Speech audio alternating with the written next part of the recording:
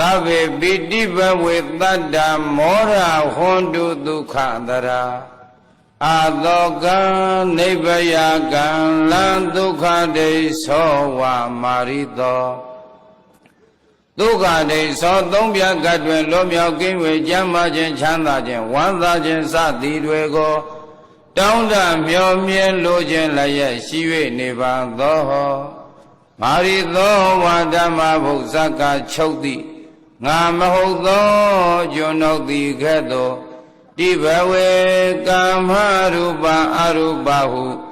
လောကသုံးရပုံသုံးဓာ၌သဗ္ဗေပိခွန်နေသာခွန်နေသမီးကြီးကြီးငယ်ငယ်ရွယ်ရွယ်လတ်လတ်မျိုးစသိမ့်ချုံအလုံးစုံလည်းဖြစ်ကုန်သောသတ္တပုဗ္ဗရွာရွာတတ္တဝါမှန်သမျှတို့သည်တရာနင်းညင်မပြမလပိစနာပြန်ခရများမှန်စွာမတေအချင်းခတ်သိမောရာကြီးမြွေလန်းစွာပိတိဘာနေဖြာကြပြီးလျင်ဝမ်းသာရွှင်မျိုးကြည်နူးနိုင်ကြကုန်သည်ဒုက္ခကိုယ်စိတ်နှဖျားလိုအိတ်စားဖြင့်ချမ်းသာရွှင်ပြပြည့်ပြည့်စုံကြကုန်သည်အာသောကံမညှိုးမမိတ်တကိုးရှိန်၍စိုးရိမ်မနှောင့်ကြောင်ကြမှုတွေကင်းဝဲ၍နေကြကုန်သည်နိဗ္ဗယအတွင်းအပြင်စုဝင်ပုဂ္ဂနှိစ္စတတ်သည်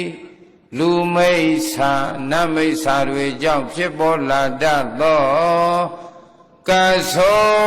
ဥပသောအမျိုးမျိုးသောတံအန္တရာယ်ခပင်ရန်စွဲတွေအကုန်ကင်း၍အလင်းမရှိကြကုန်သည်ကန္နာ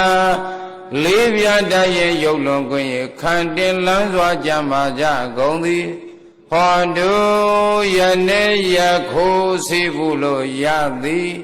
ဓမ္မသဝနာဓမ္မဒေသနာကုသိုလ်အထူးအစွမ်းနေနဲ့